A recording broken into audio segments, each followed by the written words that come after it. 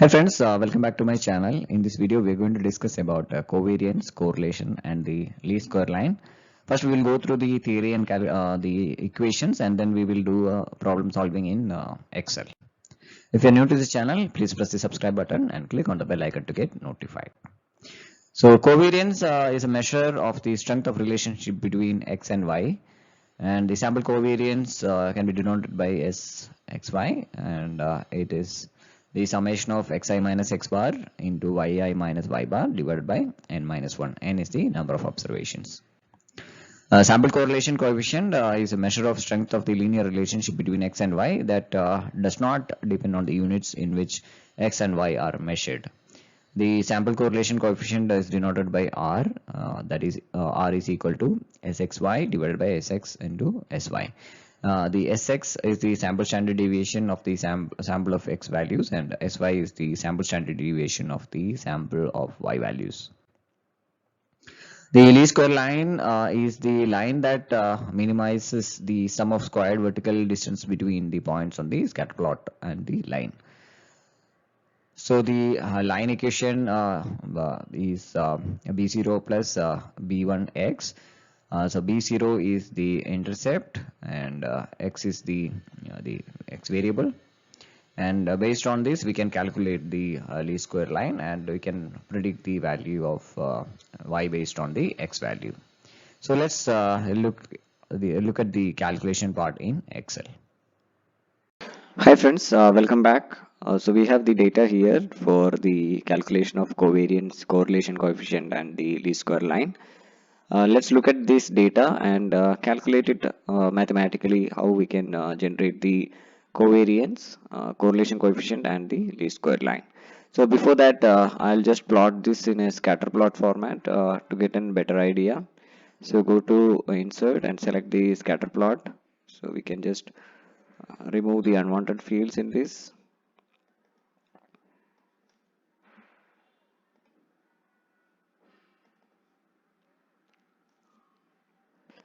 Just adjust a little bit of the axis to make it look better. So now we have the graph scatter plot ready. So sales on the x-axis and sorry, the advertisement expense on the x-axis and the sales on the y-axis. So we have just labeled it. Now we can see that there is a linear correlation with respect to the advertisement expense and the sales. So as the expenses increases, or when the company spends more on the advertisement, there is a significant increase in the sales. So we are going to see the linear relationship between the x and y. So for doing that, so let's just look at the equations once again. So to calculate the covariance, we need the x minus x bar into y minus by y bar divided by n minus 1 value. To calculate correlation, we need sxy by sx into sy. So we can calculate the sx and sy. And then least square line, we have the intercept and the b1 value, that is a slope. So using these equations, we are going to calculate this. So to generate all these, we need the following heads. So first, let's check the mean or the average of the x values here. So you have the average here as 9.5 and the sales volume average is 108.3. So now we have calculated the x bar and y bar. Now let's calculate x minus mean or the x bar, that is 5 minus 9.5 is the x bar. So we calculate the x minus x bar. Similarly, we calculate the y minus y bar also, that is 89 minus 108.3. So we calculate both the x minus x bar and y minus y bar, and then multiply this x minus x bar into y minus y bar. We will calculate x minus x bar into y minus y bar, that is x minus x bar into y minus y bar. So now we have this value also. We calculate the sum of these. Summation of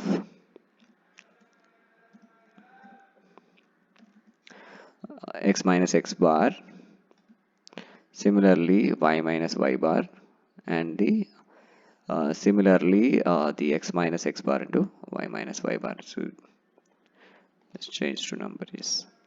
So now we have to calculate the x minus x bar whole square, that is nothing but x minus x bar to the power 2. So now we have the x minus x bar whole square, and similarly we will calculate it for y minus y bar whole square also.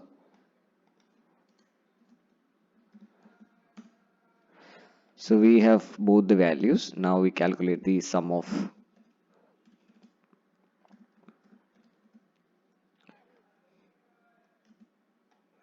similarly for y minus. So we have all the values here. Now let's calculate sxy. Sxy is nothing but the summation of x minus x bar into y minus y bar divided by n minus 1. Here n is 10 because n is the number of observations here, starting from 1 to 10. Okay, so n minus 1 will be 9. So what we have to do is x minus x bar into y minus y bar. So we have the x minus x bar into y minus y bar, that is 365. Sum of that 365 divided by 9, that is equal to 365.5 divided by 9. So we have got the Sxy. So covariance we got. Now we have to calculate the Sx and Sy for calculating the correlation coefficient. So how do we do that? So that is the x minus x bar whole square divided by n minus 1 square root. So we can calculate this by square root of. So what is the x minus x bar whole square value sum? It is 82.5. So 82.5 divided by divided by 9.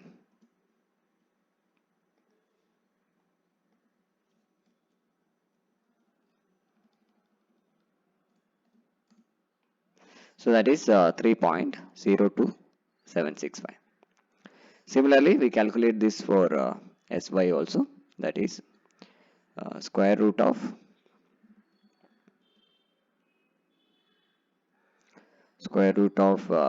1842.1 divided by 9.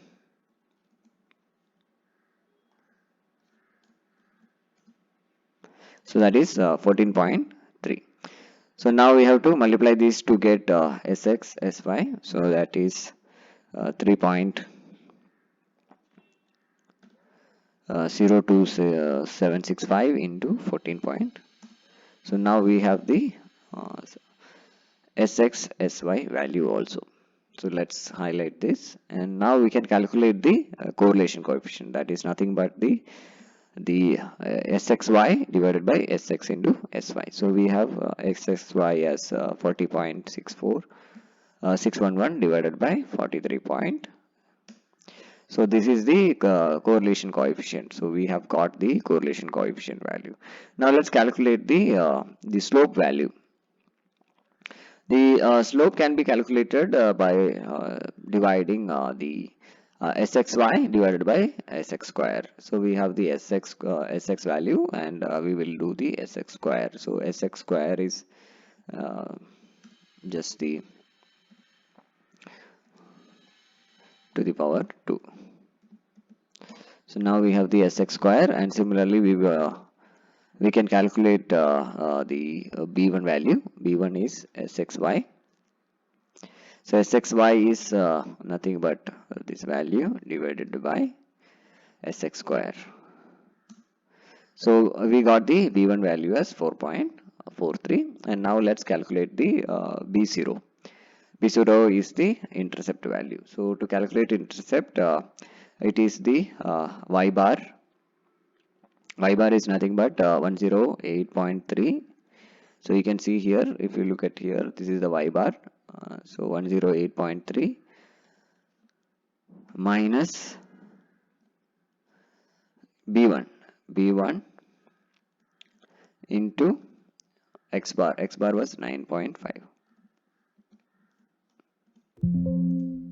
So 66.212 is the the